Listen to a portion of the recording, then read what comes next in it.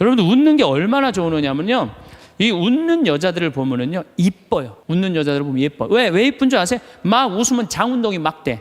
장운동이 되면 막 소화도 잘 되고 피부가 예뻐. 그럼 피부가 예쁘면 사람들이 예쁘다 그러면 또 웃어, 막 웃어. 그럼 또 장운동이 또 돼. 장운동이 되면 또 40이 됐는데 얼굴이 예쁘다 그러면 또 막 웃어. 그럼 또 장운동이 돼. 계속 그 사람 이쁜 거예요. 계속. 그러니까 이쁜 여자는 이쁠 수밖에 없어요. 왜? 웃어서. 그런데 안 웃는 여자는요 딱 안 웃어. 그럼 사람들이 말도 안 걸어. 맨날 인상 써. 그러니까 장운동이 안 돼. 소화가 안 되는 거야. 소화가 안 되니까 또 인상을 써. 그러니까 주위에서 인상 쓰니까 피해. 그러니까 피하니까 저거 왜 날 또 피해야지. 그리고 또 인상을 써. 그래서 장운동이 또 안 돼. 장운동이 안 되니까 또 인상을 쓰고. 그러니까 계속 인상을 쓰는 거야. 그럼 50살쯤 되면 안 웃은 사람은요 얼굴에 굵은 주름만 있는 거야. 굵은 주름만. 그래갖고 그냥 얼굴을 보면은요 이마에 막 자국 쫙 나 있고 막 이런 데 자국 나 있는 거야 그냥. 그러니까 안 웃는 사람은요 결국은 웃는 사람이 나타나면 주위에 1m 사람들이 확 모여요. 근데 안 웃는 사람이 딱 나타나면 갑자기 5m 뒤로 사람이 다 물러나요. 그 사람 주위로. 그러니까 나는 매력적인 사람이 되고 싶다. 그럼 웃으면 돼요.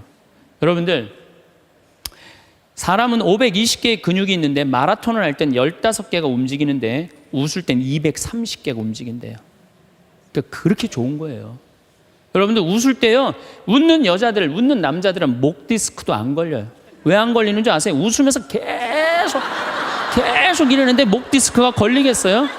어떤 사람들이 목 디스크 그냥 이러고 인상 쓰고 있는 사람, 이런 사람이 목 디스크 걸리는 거예요. 네. 웃는 게 정말로 중요한 거예요. 그래서 좀 유머를 좀 해라. 내가 전 시간에 유머 그거 하나 했죠. 예, 재미난 거 하나 했죠. 기억 안 나세요? 지금 또 재미난 유머 하나 할게요. 2개 할게요. 2개. 이 토끼의 집념이라는 유머예요. 이제까지는 강의고 지금은 유머예요. 토끼가 하루는 약국에 딱 들러가고 아저씨 당근 있어요? 딱 그랬어요. 그때 약사가 토끼가 약국에서 당근을 찾으니까 기분이 나쁘단 말이에요. 약국엔 당근 없다 딱 그랬어요. 알았어요. 그리고 갔어요. 다음날 또 토끼가 또 왔어요. 아저씨 당근 있어요? 이놈의 약국이 당근 없다는데 왜 자꾸 찾아오느냐고. 알았어요. 그리고 또 갔어요. 다음날 토끼가 또 왔어요. 아저씨 당근 있어요? 너 한 번만 더 약국에 와서 당근 찾으면 가위로 잘라버린다. 네 귀 딱 그랬어요. 알았어요. 그리고 갔어요. 다음날 토끼가 또 왔어요. 아저씨 가위 있어요? 그러니까 약국에 무슨 가위가 있느냐? 그러니까 이 토끼 하는 말이 아저씨 그럼 당근 있어요? 그러더래요.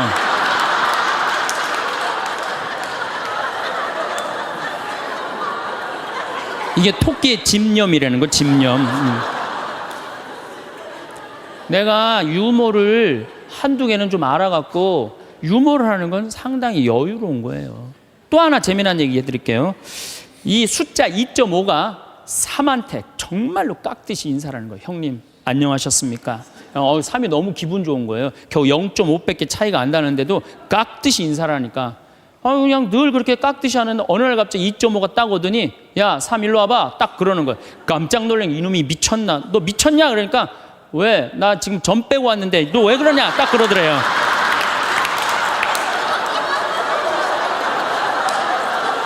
재밌어요?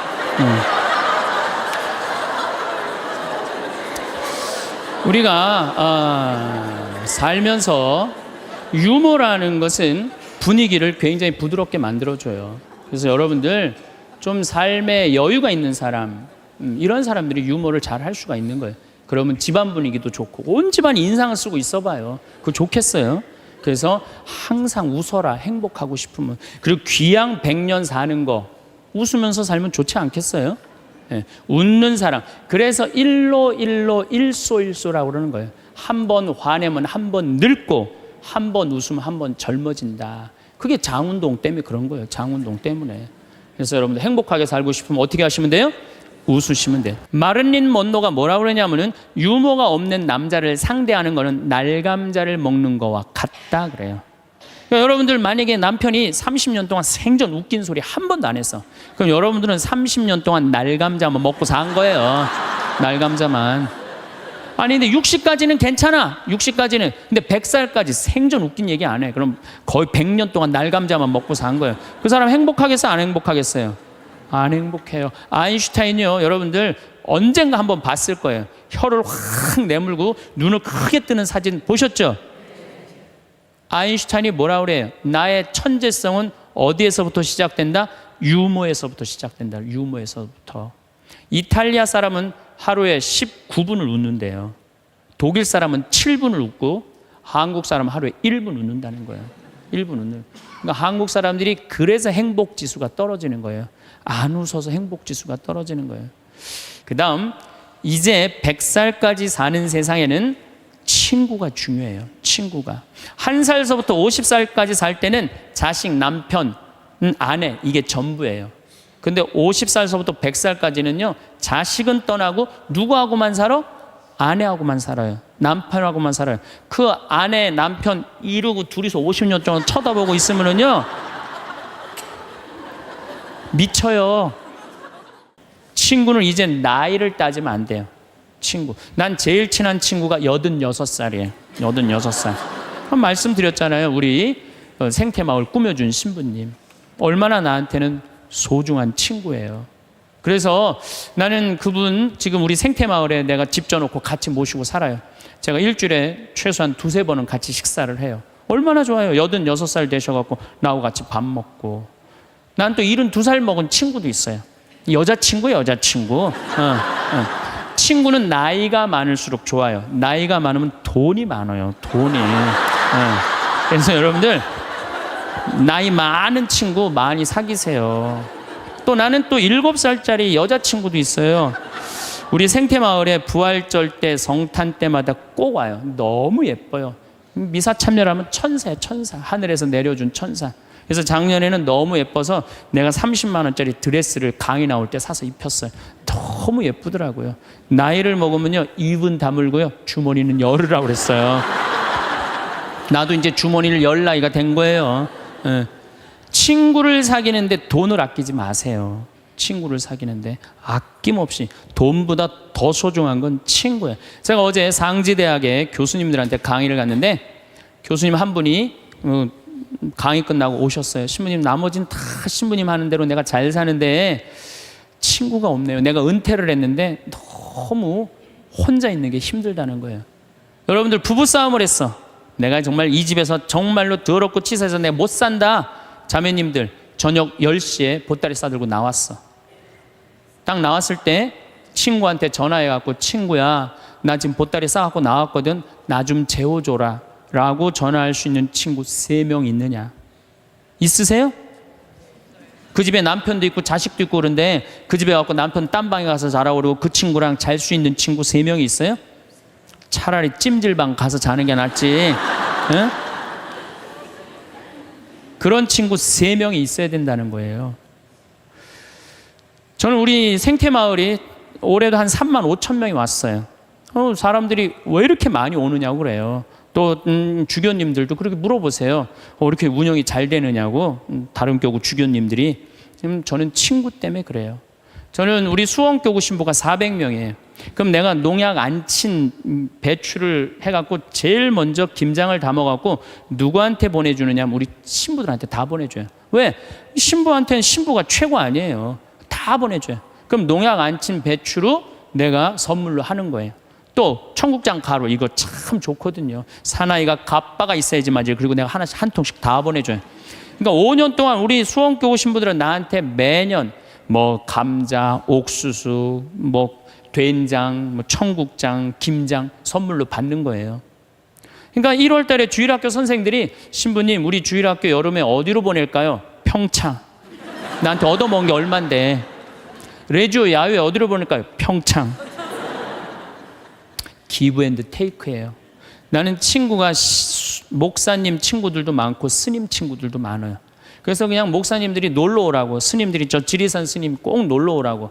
근데 시간이 너무 없는 거야. 나 그 친구들 다 만나러 다니려면 200살 살아도 모자라 지금.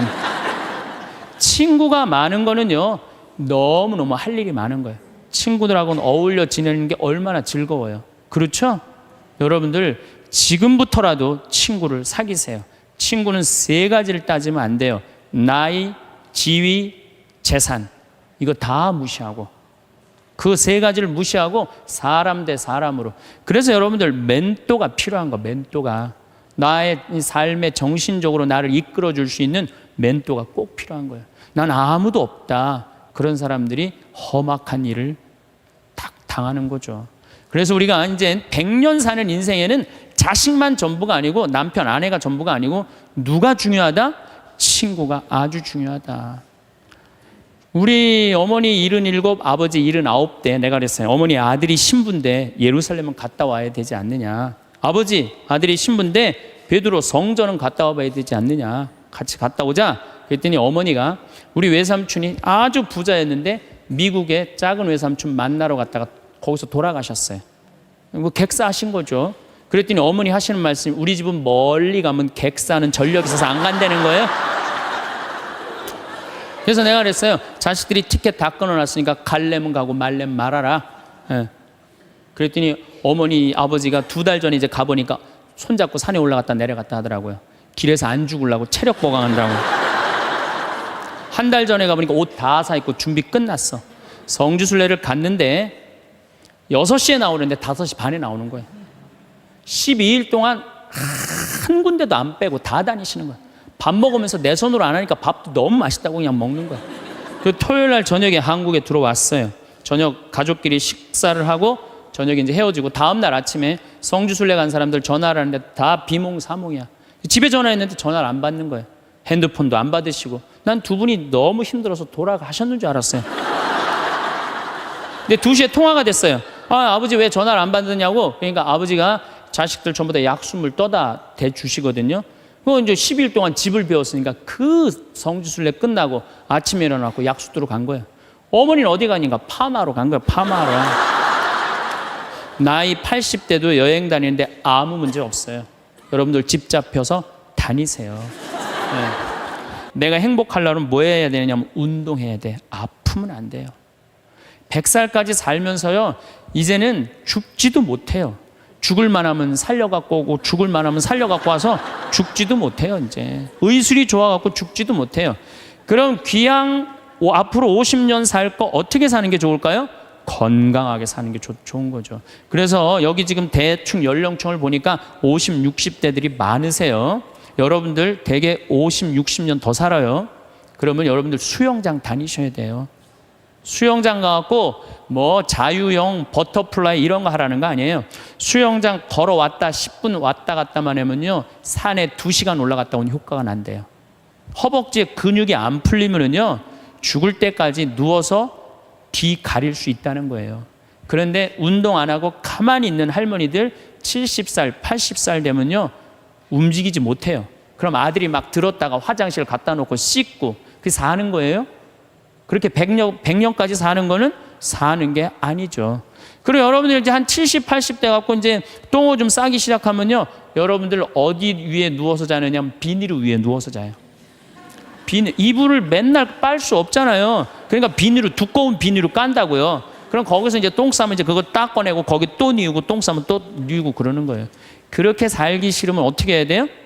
운동해야 돼. 수영장 다니. 무슨 돈으로? 집 잡혀서. 여러분들 자식들한테 재산을 물려준다고 자식을 사랑하는 길이 아니에요. 늙어서 자식 나 신경 안 쓰고 자기네들 나름대로 잘 살게 도와주는 게 어떻게 하는 거예요? 자식 도와주는 거예요. 그러니까 지금 누구한테 잘해주는 게 나한테 잘해주는 게 누구 도와주는 거야? 자식 도와주는 거예요. 그래서 여러분들 이제 자신을 위해서 사세요. 옛날에 40살, 50살까지 살 때는요 자식 위해서 살아도 돼요. 왜? 내가 그냥 대충 살다가 적당히 알아서 죽어주니까. 한 부모가 46, 47에 죽어주면은요 병이 들어도요 별로 자식들 힘들이지도 않아요. 근데 70살에서부터 누워서 100살까지 누워있으면은요 자식 미치는 거예요. 그러니까 누구한테 오늘 이후부터 잘해줘라? 본인한테 잘해줘라. 자기한테 잘해줘라. 우리는 너무 자기 자신한테 함부로 대한다. 작년 2월달에 우리 생태마을에 대장암이 걸린 교회 다니는 자매가 하나 왔어요. 우리가 뭐 그때 암 환자들이 한 10명 있었는데 뭐 마리아, 데레사, 루시아 그러니까 하루 나한테 오더니 신부님 나도 본명 하나만 달라는 거, 세례명 하나만. 그 이제 그렇게 부르니까 좀 세례명이 부러웠나 봐요. 뭐 돈 드는 것도 아니니까 요한나 이거 가지라고 줬어요 내가. 공짜인데 뭐 요한나가 됐어 이 자매가. 요한나가 됐는데 우리 생태마을에 작년에 암 환자가 한 10분 정도 있었는데 정말로 서로 마음이 맞는 거예요. 같은 병이 걸려 있으니까 서로 위로가 되고 정말 형제같이 그 매일 이 곤드레 밥 먹으러 다니고 꿩만두 먹으러 다니고 막국수 먹으러 다니고 산채 비빔밥 먹으러 다니고 회 먹으러 다니고 또 북한에서 또 저기 뭐야 그 조개 그 아주 좋은 거 그것도 수입해다가 그것도 우리끼리 또 해서 먹고 작년에는 정말로 즐겁게 살았어요. 그런데 이 자매가 3월 말이 됐는데 뼈까지 다 전이가 된 거예요. 근데 암 환자가 뼈까지 전이가 되면 누워서 못 자요. 아파서 앉아서 잔 거지. 다음날 성당 마당에서 날 만났어요. 날 또 꼭 끌어안더니 신부님 나 아무래도 죽을 것 같아요. 그런데 내가 여기 와갖고 3개월 동안 살면서 사는 게 이렇게 즐거운 건지 처음 알았대요. 아니 3,000원짜리 곤드레 밥을 먹으러 가도 이렇게 맛있고 즐거운 건 처음이래. 이렇게 같은 마음 통하는 우리 환자들이랑 환우들이랑 같이 먹어서 너무너무 행복했다는 거예요. 그런데 내 인생 48년을 돌아보면 행복했던 순간이 한 번도 없다는 거예요. 자기는 딸한테 하나도 안 미안하대요. 딸 자기가 빌딩 청소하고 대학까지 졸업시켰다는 거예요. 남편한테도 하나도 안 미안하대. 자기 3개월 동안 와 있는 동안 한 번도 안 와봤다는 거예요. 근데 누구한테 미안하냐면 자기 자신한테 너무너무 미안하다는 거예요. 그리고 내 어깨에 눈물을 뚝뚝 흘리고 이 자매는 일주일 만에 세상을 떠났어요.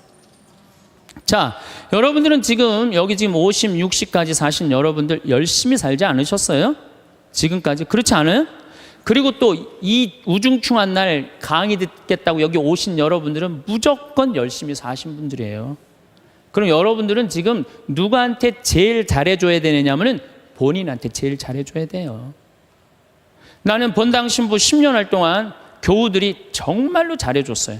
뭐 애 생기면 애 생겼다고 밥 사주고 애 낳으면 애 낳았다고 밥 사주고 뭐 그냥 정말로 그냥 건수가 얼마나 많은지 몰라요.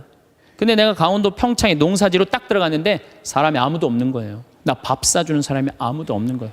그리고 그냥 밤에 나오면 얼마나 깜깜한지 내 다리가 안 보여요. 다리가 보여야지 어딜 돌아다니까. 몸만 보여 몸만. 강시 떠도 둥둥둥도 떠다니는 강시 떠다니는 것처럼.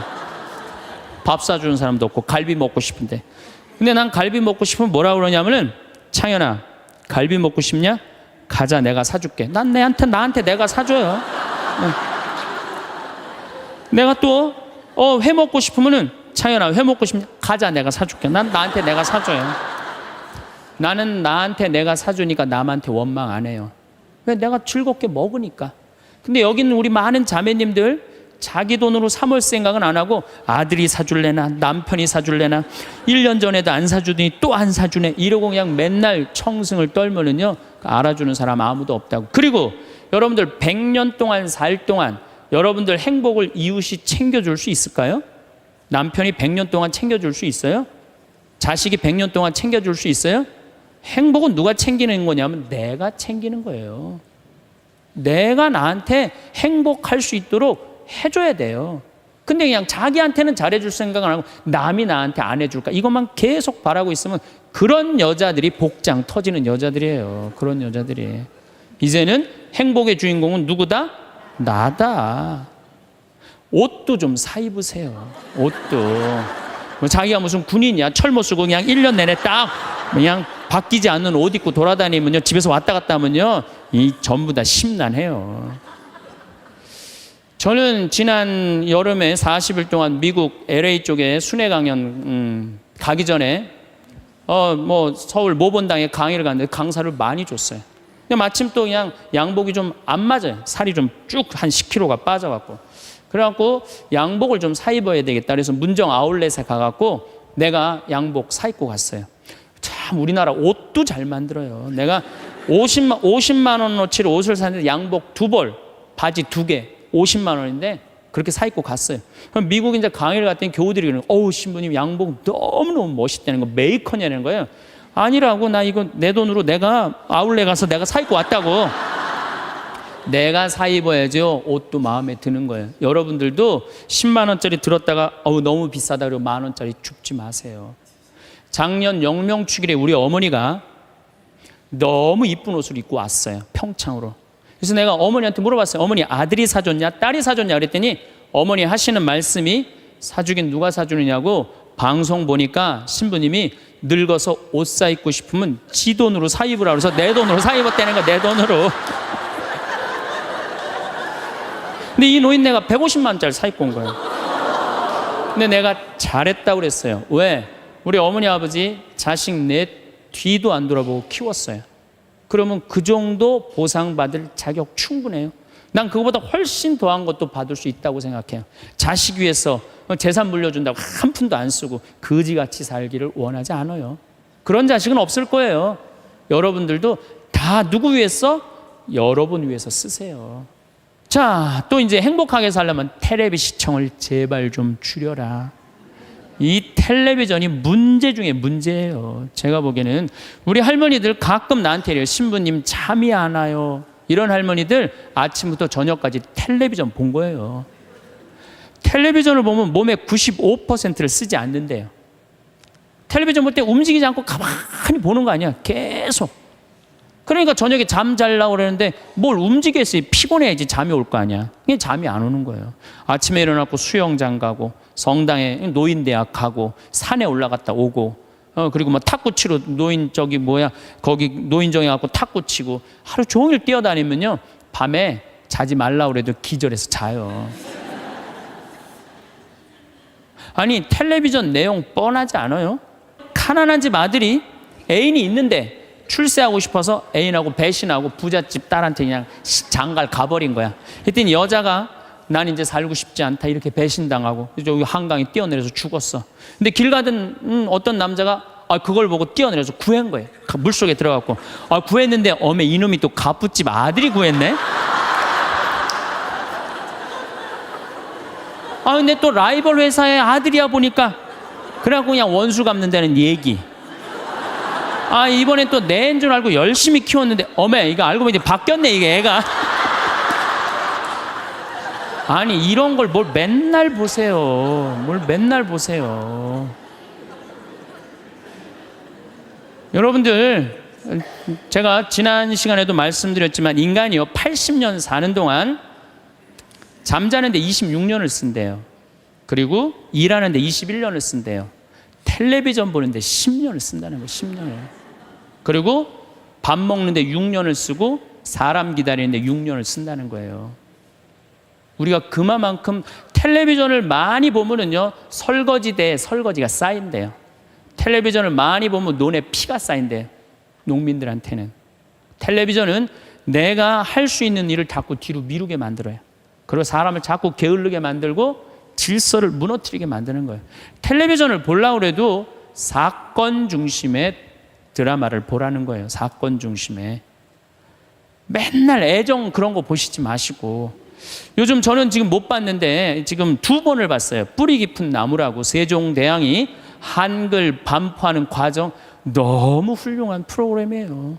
난 뭐 그 회사에서 돈 받은 것도 없지만은 너무 훌륭한 프로그램이에요. 2번을 봤는데 글이 얼마나 중요한지 정말로 잘 표현했더라고요. 그런 걸 보시라는 거예요. 내셔널 지오그래픽, 히스토리 채널, 평화방송 뭐 이런 거 보라는 거예요. 제 얘기는. 괜히 그냥 이 남편이 그냥 물에 빠져 죽였는데 그냥 또 살아나갖고 점 찍고 나타나갖고 그냥 뭐 이런 거 보시지 마시고.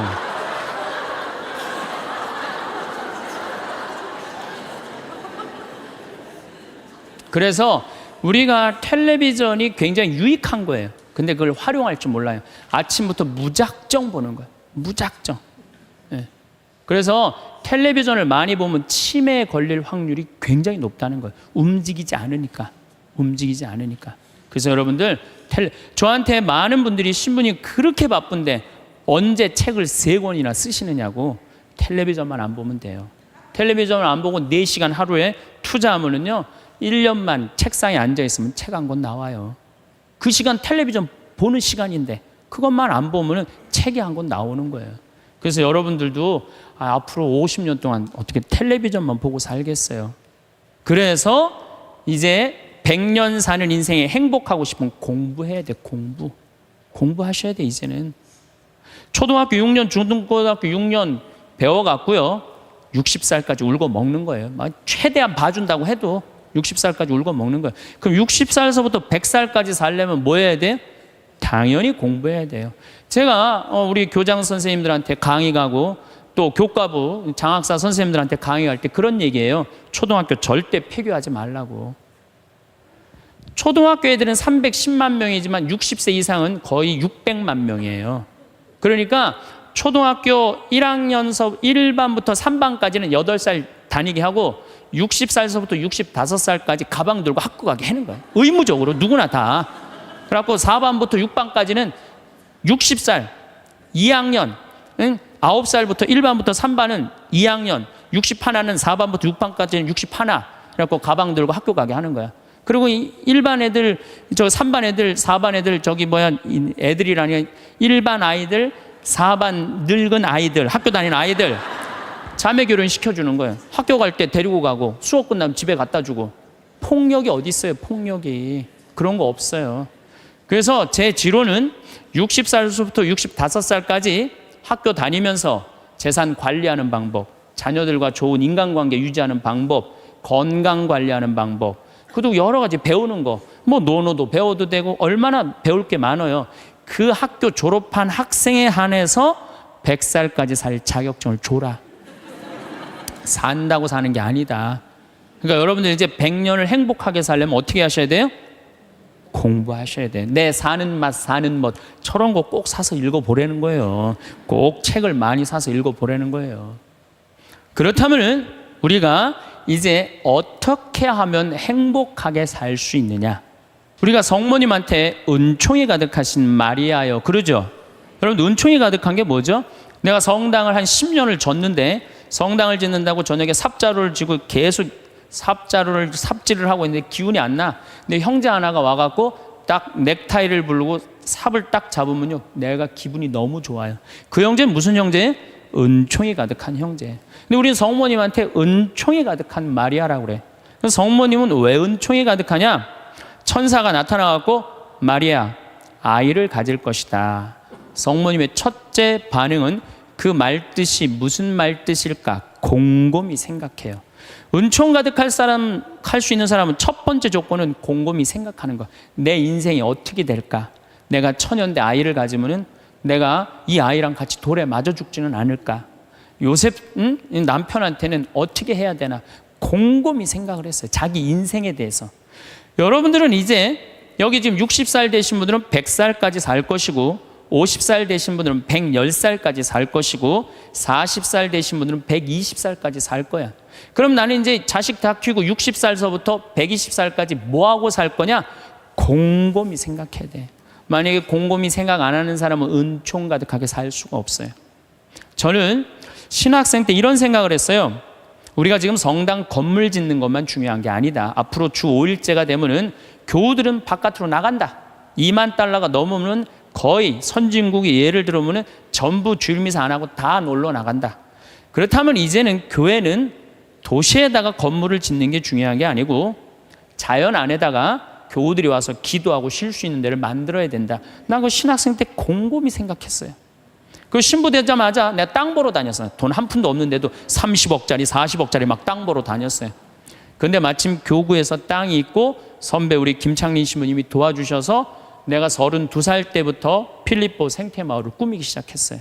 이제는 거의 완성 단계에 왔어요. 내 사제생활 20년 동안을 거의 그걸 다 한 거예요.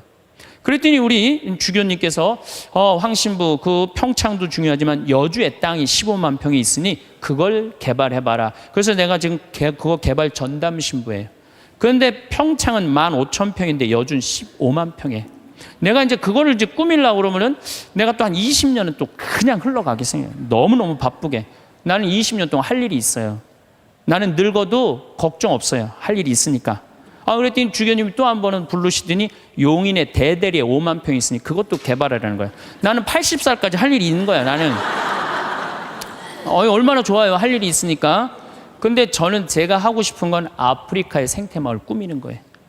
그래갖고 지금 말라이 김청자 선생 가 있는데 우리 한상호 신부님 우리 또 수원교구 신부들 가 있는데 내가 관심 많아요. 그래서 나름대로 지금 준비를 하고 있어요. 그래서 내가 아프리카의 생태마을 꾸밀라고 생각을 해보면은 100살까지 할 일이 있는 것 같아. 100살까지. 그리고 이제 대한민국을 나는 전체로 생태마을을 꾸미고 싶은 게 꿈이에요. 그래서 우리나라에 한 40개 생태마을을 꾸미고 싶어요. 그럼 난 120살까지 할 일이 있는 거야. 늙어서 할 일이 기다리고 있다. 이거 행복한 거예요. 여러분들 만약에 내가 60살에서부터 120살까지 아무것도 할 일이 없다. 그건 사는 게 저주예요. 오래 사는 게 저주예요. 여러분들 오늘 이후에 계획을 한번 짜보세요. 나는 60살에 뭘 할 거고 70살에 뭘 할 거고 80살에 뭘 할 거고 90살에 뭘 할 거고 100살에 뭐 할 거다. 신부님 언제 살지도 모르는데 그 사람처럼 바보가 없어요. 죽을 때 죽더라도 계획은 가져야죠. 계획이 이씨 살다가 죽는 사람이랑 계획 없이 그냥 대책 없이 100살까지 사는 사람이랑은 삶의 질이 틀린 거예요. 그래서 여러분들 이제 행복하게 살려면은 그런 생각을 곰곰해라. 그 다음에 여러분들 한류 많이 들어봤죠? 깜짝 놀랄 일이에요. 내가 일본에 가서 드라마를 보면요, 정말로 재미없어요. 정말로 재미없어요. 근데 우리나라 드라마 보면요, 정말 재밌어요. 어쩜 그렇게 잘 만들어 드라마를. 저기 대장금을 내가 케냐 나이로비에 갔는데 거기서 나오더라고요. 중동에서 나오는 거 말할 것도 없고, 중동에서 대장금 할 때는 시청률이 90%라 아예 가게를 열 수가 없대. 사람이 돌아다니지 가게를 열지. 그러니까 사람이 없으니까 가게 사람들도 일찍 들어와서 다 보는 거예요. 그러니까 전 국민이 다 본다는 거예요. 참 대단하지 않아요? 그래서 대한민국이라는 거예요. 문화는요, 선진국이 끌고 가는 거예요. 그렇다면 이미 우리나라는 문화 선진국이 된 거예요. 이제 만족하고 살아야 되거든요. 근데 우리는 아직도 무슨 병이 들어있어? 1등병이 들어있는 거야. 아직도 1등병이 들어있는 거야. 아니 나는 전교 1등은 들어봐도 전국 1등 하라고 아들 때리는 건 난 그게 이해가 안 가는 거예요. 전교 1등이라는 것도 꿈도 못 꾸는데 전국 1등을 안 한다고 아들을 때리고, 이게 우리의 불행이에요. 여러분들 1등 한다고 행복해요? 출세한다고 행복해요?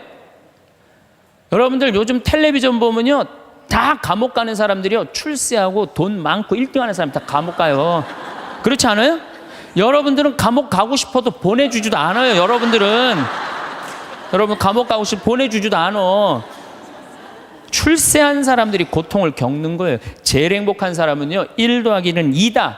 하루하루를 성실하게 사는 사람은 나쁜 짓 안 하고 도둑질 안 하고 사기 안 치고 그리고 성실하게 사는 사람이 매일 일 끝나고 성당에 와서 평일 미사하고 저녁에 갖고 성서 읽고 그리고 주무시는 분들이 제일 행복한 분들이에요. 5,000년 역사상 지금처럼 대한민국이 국부가 정말로 탄탄한 적은 없었어요. 요즘 제가 너무너무 대한민국에 대해서 전 자랑스러워요. 강의 외국을 나가면서 또 여기저기 여행 다니면서 환경 문제 때문에 좀 다니면서 내 나라가 너무너무 나는 우리 수원교구의 그 수원교구 대리구장 신부님이라고 있어요. 최재용 신부님이 정말 기가 막힌 말씀을 하시더라고요. 어떤 말씀을 하시냐면은 우리 이제 신부들이 이제 서품식 때 신부들이 한 30명 나오니까 서품 시간이 2시간, 3시간 막 길어지니까 신부들이 짜증을 부리니까 신부님이 이런 말씀을 하시더라고요. 나는 말이야, 이 고속도로에 차가 막혀 있으면 가슴이 너무 터질 듯한 기쁘대요. 터질 듯하게. 무슨 소리냐 그랬더니 자기 어렸을 땐 차 구경하기 하루에 한 대도 구경 못했다는 거예요. 한 대도 구경 못했는데 지금은 그 차가 너무 많아갖고 이게 그냥 꽉 차 있으면요, 내 나라가 이렇게 잘 살게 됐구나 터질 듯 하다는 거예요. 그러면서 신부님 말씀이 서품식 옛날에 신부 하나 둘 나오는데 지금 30명씩 나오는데 그 줄 서서 가는 거 보면 가슴이 터질 듯 하다는 거예요. 그 터질 듯한 거랑 우리나라 자동차 터질 듯한 거랑 똑같다는 거예요. 그 말씀 들어보니까요, 정말로 맞는 말씀이에요. 이렇게 정말로 행복한 나라에서 국민들이 왜 감사하지 못하느냐고요. 항상 어떤 처지에든 감사하여에 대해서 말씀을 드리겠습니다. 여러분들 참 우리나라 행복한 나라예요. 우리나라처럼 살기 좋은 나라가 없어요. 우리가 6.25 전쟁 끝났을 때 우리나라가 어느 정도로 살았느냐면 세계 가난하기로 세계 6위였어요. IT 아시죠?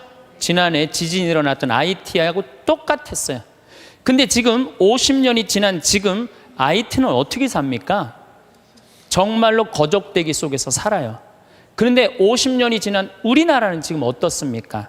세계 경제 규모 13위, 소비지수 7위, 이탈리아보다도 더 잘 써요. 그리고 올해 1조 달러 경제 규모, 1조 달러. 우리 어렸을 때는요 100억 달러 수출 맨날 그러고 자랐어요. 그거 배우고 자랐어요. 그런데 1000억 달러도 아니고 1조 달러. 대단한 거예요. 정말로 대단한 거예요. 전 세계에 이런 나라가 한 나라도 없는 거예요. 원조 받는 나라에서 원조 해주는 나라. 그래서 제가 이 대단한 사람들이 모여 살아갖고 우리나라 이름이 대한민국이라고 그런 거예요. 대한민국이라고. 여러분들 제가 얼마 전에 서안이라는 데를 다녀왔어요. 진시황 묘 있는데. 근데 그 진시황을 끌던 마차가요. 말이 4마리야. 4마리. 그 대단한 진시황을 끌고 가는 마차가 말이 4마리예요. 여기 정조 임금이 아버지 육릉에 갈 때 여기서 말 몇 마리 끌고 왔는지 알아요? 전체 행렬이 120마리도 채 안 됐어요. 근데 여러분들이 지금 2000cc 차를 타고 지금 여기 성당에 오셨다면 여러분은 말 몇 마리를 끌고 온 거냐면 150마리를 끌고 온 거예요. 말 150마리를 끌고 온 거예요. 우리가 얼마나 많은 걸 지금 누리고 살고 있는데 그걸 몰라요. 옛날에 왕은요 여름에 얼음 좀 먹고 싶으면은 동빙고 서빙고 막 뛰어가서 그냥 막 얼음 갖다 바쳤어요. 근데 우리는 집집마다 냉장고에서 열면 얼음 다 있어요. 동빙고 서빙고 다 있어요. 옛날에 진시황보다 옛날에 정조임금보다 우리가 훨씬 더 잘 사는 거예요. 그런데도 지금 감사하지 못하고 있다. 이건 정신적인 병이 들어있는 거예요. 짧은 시간 내에 남들은 100년 역사가 넘는데 우리는 겨우 30년, 40년 됐는데도요. 세계 4위 시장이에요. 4위 시장. 대단한 거예요. 텔레비전 잘 만들어요? 못 만들어요? 잘 만들어요. 2009년 기준으로 미국 LED 텔레비전 시장 90%가 한국 텔레비예요. 유럽에서는 뭐 내가 2004년인가 5년 갔을 때 이미 우리나라 LG가 거기 1위. 참 잘 만들어요. 파나소닉이라는 일본 텔레비전 회사가요. 한 달 전에 손들었어요. 텔레비 사업을 포기했어요. 뭐라고 포기했느냐면 우리는 삼성, LG 텔레비 따라갈 수가 없다. 그래서 우리는 텔레비 사업을 포기한다. 차 잘 만들죠. 텔레비전 잘 만들죠. 배 잘 만들죠. 휴대폰 잘 만들죠. 반도체 잘 만들지. 우리가 땅이 넓어요. 그렇다고 자원이 많아요. 정말 국민들 똑똑한 거 하나로, 성실한 거 하나로 이렇게까지 올라왔으면 행복해야죠. 근데 왜 OECD 30개 국가 중에 행복 등수가 25등이냔 말이에요. 욕심이 너무 많아서 그래요. 여러분들 지금 누리고 있는 것에 대해서 감사하지 못해서 그래요. 욕심 많은 사람은 기쁘게도 못 살고 감사도 못 해요. 여러분들 마음 안에 지금 욕심을 조금만 버리면요 정말로 행복하게 살 수 있어요. 여러분들 우리나라 국부의 원천은 어디에 있다고 생각하세요? 국부의 원천은 살림에 있어요. 살림에. 전 세계에서 잘 사는 나라의 첫 번째 조건은 살림입니다. 독일이 그렇고 일본이 그렇고 미국이 그래요. 우리나라가요 살림 녹화가 유엔에서 뭐라고 그랬냐면은 개발도상 국가 중에 살림 녹화를 성공한 나라는 대한민국 하나라고 그래요. 우리 지금 여기 할머니들 어렸을 때 산 빨겠어요? 안 빨겠어요? 빨겠죠? 근데 지금 우리나라 산 어디를 다나나 파래요? 안 파래요? 정말로 파래요. 이거 돌아간 박정희 대통령 또 현신규 박사라고 있어요. 여러분들 은사시나무 들어봤죠? 그걸 현사시나무라고 그래요. 현신규 박사 성을 따서 이 아예 나무 이름을 현씨로 바꾼 거예요. 그만큼 그 나무에 대단한 우리나라 과학자가 있어요. 그 다음에 뭐 옛날에 이 산림청이 원래는 농림부에 있어야 되는데 우리나라는 산림청을 내무부에 넣어버렸어요. 왜 내무부에 넣느냐면 그 갈비 긁어가면은 그 사법권 행사하려고. 세계적으로 그런 예가 하나도 없다는 거예요. 그만큼 산림 녹화의 의지가 강했던 거예요. 지금 60대, 70대 되신 우리 할머니, 할아버지들이 사방공사 다 하고 맨날 가서 식목일에 나무 심고 이래서 이 나라가 이렇게 잘 살게 된 거예요. 우리나라가 언제부터 산림 녹화가 끝나냐면 1980년에 산림 녹화가 끝나요. 그때부터 경제 성장 시작한 거예요. 제대로 된 성장. 이렇게 산이 풍요로운 나라가 없어요. 그런데 국민들이 안 행복해. 그 기가 막힌 산을 보고도. 그러니까 우리가 가지고 있는 가치에 대해서 우리 스스로 모르는 거예요. 하나 아쉬운 게 있다면은 우리나라가 다 잘 나가요. 근데 제가 환경운동하는 신부로서 제일 걱정되는 건 뭐냐면 식량이에요, 식량. FTA가 어떻게 되는지 난 잘 모르겠어요. 그렇지만은 역사적으로 대왕 칭호를 듣는 사람들은요, 국민들 배 안 굶겨요. 식량 자급률 높여요. 세종대왕이 그랬어요. 세종대왕이 뭐라 그러냐면 백성은 밥을 하늘로 삼고 나라는 백성을 하늘로 삼는다고 그랬어요. 먹는 게 굉장히 중요합니다. 먹는 걸 무시하는 임금은요, 성군이 될 수가 없어요. 그래갖고 이 세종대왕이 뭘 했느냐면은 추구기. 이거 다 농사 때문에 한 거예요. 해시계. 이것도 다 농사 때문에 한 거예요. 27%의 백성이 굶어 죽었어요. 세종대왕 때. 근데 세종대왕 때 그거를 해결을 한 거예요. 정조 임금은 수원 서호에다가 인공 호수를 만들었어요. 그래갖고 제발 우리 백성들 안 굶긴다고 어떻게? 안 굶긴다고 뭐를 했느냐면은 거기 연구소를 했어요. 그래서 여러분들 농촌진흥청이 왜 지금 수원 서호에 가 있는 줄 알아요? 그 세종대왕의 전통을 이어받는다고. 근데 지금 우리나라가 식량 자급률이 27%밖에 안 돼요. 그런데 이번에 FTA를 통해서 더 포기하겠다는 거예요. 우리가 쌓아놓은 거 하루아침에 무너지는 건 식량이에요, 식량. 그래서 이 식량 문제만 우리 국민들이 정말 의식을 갖고 해결해 나갈 수 있다면 대한민국은 앞으로 세계 4위, 3위까지 올라갈 수 있어요. 그 다음 또 하나 잘해야 되는 거, 국회의원들 제발 좀 싸우지 좀 않았으면 좋겠어요. 응? 이 예산안 처리를 한 번도 제때 처리한 적이 없어. 올해도 그냥 넘어가고 있어요. 국민들은 너무 잘하는데, 국민들은 너무 대단한데, 우리 국회는 세계 5대 최대 최악의 국회라고 선정이 됐으니 이게 참 안타까운 거죠. 내가 여의도 와서 강의해서 하는 소리에 저기다 대고 지금. 예. 그래서 우리는 정말로 이제 감사하면서 살아야 된다. 감사하는 사람은요, 행복할 수 있어요. 제가 언젠가 행복 강의 때도 말씀드렸지만 요한 바오로 2세 교황님이 돌아가시면서 뭐라고 그랬냐면은 나는 행복합니다. 여러분들도 행복하십시오. 그리고 돌아가셨어요. 이분이 1920년에 태어나셔서 2005년에 돌아가셨어요. 근데 이분이 안 행복할 게 뭐 있어요? 얼굴 잘생겼지, 키 크지, 노래 잘하지, 언어는 11개 언어를 자유자재로 했어요. 그리고 오상 받으신 비오 신부님이 뭐라고 그러냐면 저분은 교황될 분이라고. 신부 되자마자 주교되고, 주교되자마자 추기경되고, 추기경되자마자 교황 됐어요. 1981년에 교황이 돼서 2005년까지 24년 동안 교황 자리에 있었어요. 근데 이분 그렇게 청승 떨면서 안 살았어요. 하고 싶은 대로 하고 살았어요. 얼마나 하고 싶은 대로 하고 살았냐면은 시성식을 2000년 동안 교황청에서만 했거든요. 근데 이분은 뭐라고 그랬냐면 나는 나가서 한다. 누가 교황청에서 하라고 누가 정해놨느냐? 그래갖고 84년에 한국에 오셔서 시성식 하신 거예요. 파격적이시죠. 갈릴레오 갈릴레이 둥그렇다니까 그냥 옛날에 교황들이 평평하지 이놈은 뭐가 둥그러냐. 그러니까 이번 교황님이 요한 바울 2세 교황님이 500년 만에 미안하다. 너 감옥에 가두고 탑에 가둬서 사과했어요. 동방교회 파문한 거 철회했어요. 그랬더니 동방교회 수익권 인정해 줬어요. 그리고 102회에 걸쳐서 136개 나라를 순방한 거예요. 거의 24년 동안 교황청에 있은 적이 없어요. 전 세계 돌아다니냐고. 그래서 그분을 평화의 사도라고 그러는 거예요. 하고 싶은 대로 다 하고 돌아가시면서 나는 행복합니다. 여러분들도 행복하십시오. 그리고 돌아가셨단 말이에요. 여러분들도 이제 그만 자식 위해서 희생하세요. 집 잡혀갖고 먹고 싶은 거, 입고 싶은 거, 여행 다니고 싶은 거 다 다니세요.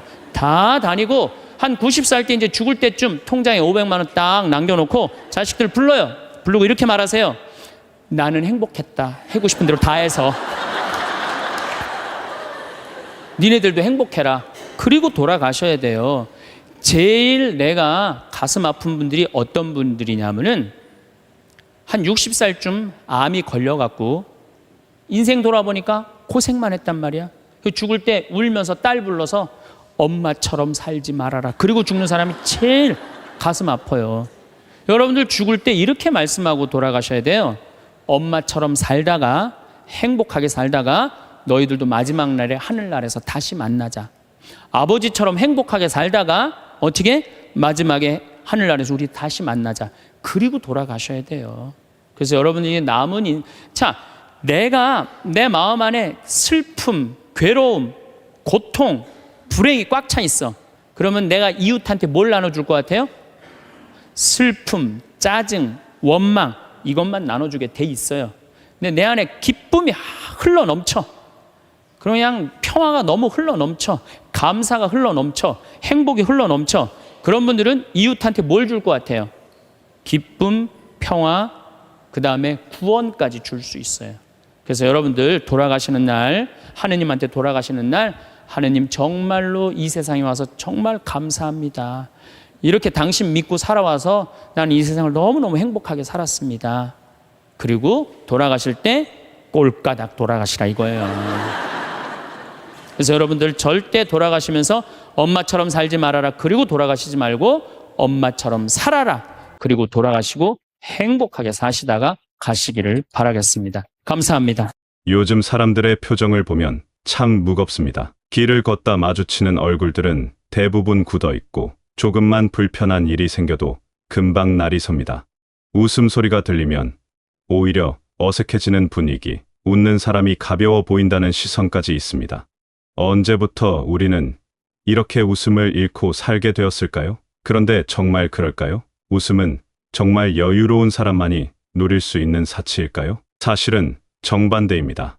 웃음은 여유가 있어서 나오는 게 아니라 살아가기 위해 반드시 필요한 능력입니다. 힘든 상황 속에서도 웃을 수 있는 사람이 결국 더 오래, 더 단단하게 버틸 수 있습니다. 웃음을 잃으면 마음이 무너지고, 마음이 무너지면 몸도 따라 무너집니다. 그래서 웃음은 선택이 아니라 생존의 문제입니다. 웃을 수 있다는 건 아직 살아있다는 증거이고 앞으로도 살아갈 힘이 있다는 신호입니다.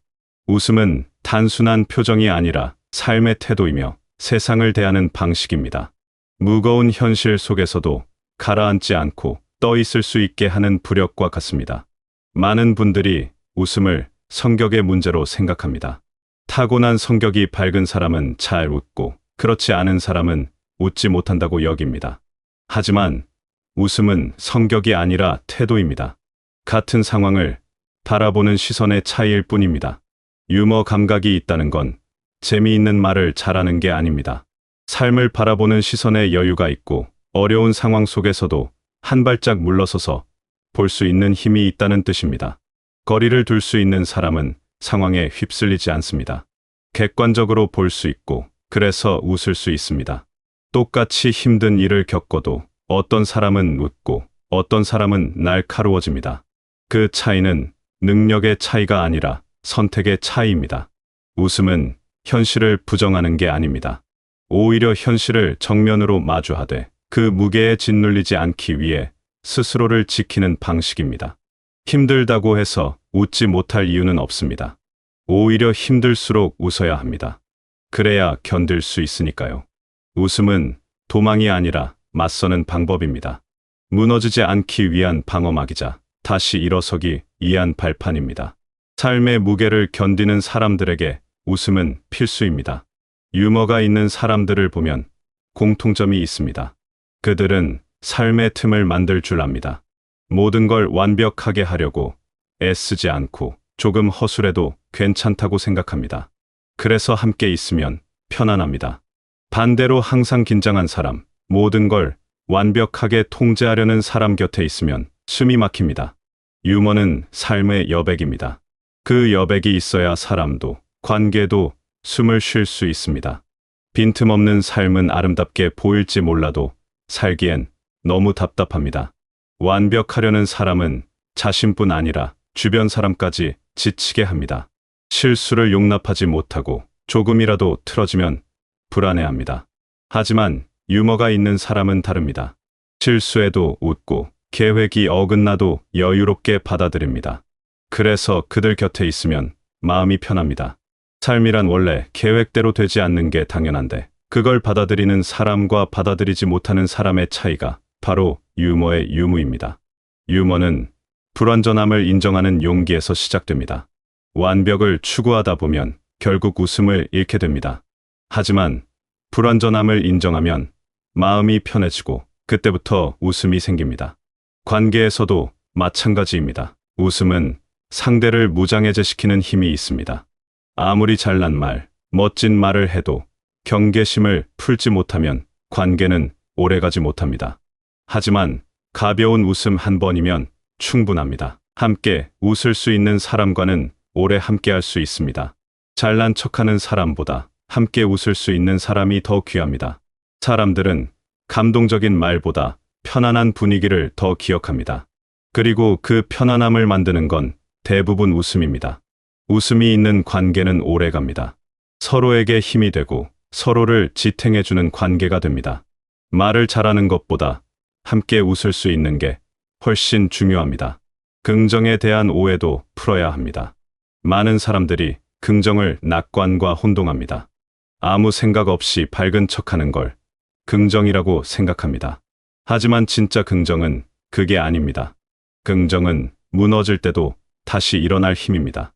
현실을 외면하지 않으면서도 그 현실에 삼켜지지 않는 힘입니다. 웃는다고 해서 아픔을 모르는 게 아닙니다. 아프지만 그 아픔에 지배당하지 않겠다는 의지입니다. 긍정은 현실 도피가 아니라 현실 직시입니다. 있는 그대로를 보되 거기에 매몰되지 않는 것입니다. 힘들수록 웃을 수 있는 사람이 강한 사람입니다. 웃음은 현실 회피가 아니라 현실 극복의 도구입니다. 마음의 회복 탄력성이 높은 사람은 어떤 상황에서도 웃음을 잃지 않습니다. 넘어져도 일어나고 다쳐도 다시 걷습니다. 그들이 특별해서가 아닙니다. 웃을 수 있기 때문입니다. 웃음은 다시 시작할 수 있는 용기를 줍니다. 망가진 하루도 웃음 하나면 다시 일으킬 수 있습니다.